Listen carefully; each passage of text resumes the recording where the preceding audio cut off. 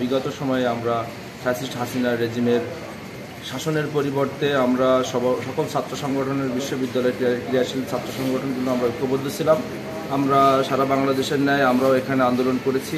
আমরা সকলের প্রচেষ্টায়, মুক্তিকামী ছাত্র জনতা সকলের প্রচেষ্টায় হাসিনাকে পালাতে বাধ্য করেছি। তারই অংশ হিসেবে ইসলামী বিশ্ববিদ্যালয় শিক্ষক কর্মকর্তা কর্মচারীদের একটি বড় অংশ ফ্যাসিবাদ হাসিনার দোষর ছিল যারা, তাদের বিচারের দাবিতে আমরা ক্রিয়াশীল ছাত্র সংগঠনগুলো আমরা বিশ্ববিদ্যালয় প্রশাসনের কাছে দীর্ঘদিন ধরে দাবি জানিয়েছিলাম। তারা তদন্ত কমিটি গঠন করেছিল।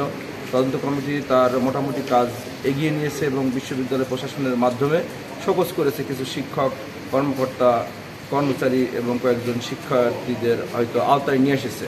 তো এখানে বিশ্ববিদ্যালয়ের যে তদন্ত কমিটি গঠন করেছে তাদের গাফিলতি কিছুটা আমরা মনে করেছি এবং যেটা রাঘব বলগুলো বাদ চলে গেছে, ছোটোখাটোগুলো আছে যাদের দেওয়ার দরকার তারাই বাদ পড়ে গেছে। তো আমরা বিশ্ববিদ্যালয়ের সর্বোচ্চ অভিভাবক মাননীয় vice chancellor, pro vice chancellor, treasurer স্যারের উপস্থিতিতে আমরা ছাত্র সংগঠনের নেতৃবৃন্দ আমরা আমাদের দাবি জানিয়েছি এবং আমরা এটা সন্তুষ্ট না।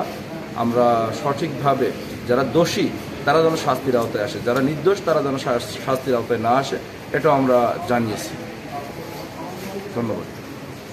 হত্যা যারা চালিয়েছে গণঅভ্যুত্থানের বছর 2024 সালে তাদের শাস্তি যেমন নিশ্চিত করতে হবে এবং তাদের দোষরদের শাস্তি নিশ্চিত করতে হবে। এরই পাশাপাশি আরেকটি বিষয় আমরা বিশ্ববিদ্যালয় প্রশাসনকে আমরা দাবি জানিয়ে এসেছি, যারা এসব গণহত্যার যারা যে আওয়ামী লীগ গণহত্যা করেছে এবং তাদের দোষরদের যারা বাঁচাতে মরিয়া হয়ে উঠেছে এবং বিভিন্নভাবে আমার শিক্ষার্থী ভাই এবং বোনদেরকে বিভিন্নভাবে ইনফ্লুয়েন্স করার চেষ্টা করছে এবং গণহত্যার যারা দোষী এবং তাদের পক্ষে কাজ করাতে চেষ্টা করছে এবং তাদেরও যেন বিশ্ববিদ্যালয় প্রশাসন তাদেরও ব্যাপারটি দেখেন এবং বিধি মোতাবেক এবং আইন মোতাবেক তাদের বিরুদ্ধে ব্যবস্থা নেন।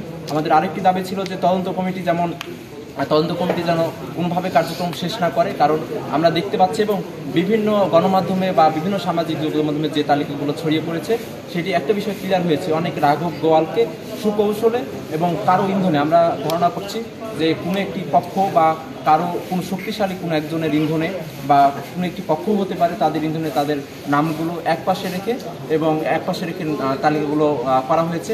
আমরা এর নিন্দা জানিয়েছি এবং তদন্ত কমিটিকে যাতে তাদের কার্যক্রম আবার চালু রাখতে পারে সে আহ্বান জানিয়েছি এবং প্রশাসন এটি মেনেও নিয়েছে এবং তারা আমাদেরকে বলেছেন যে এটি চলমান থাকবে এবং যারা দোষী তাদের শাস্তি বিশ্ববিদ্যালয় প্রশাসন অনতিবিলম্বে নিশ্চিত করবে। এখন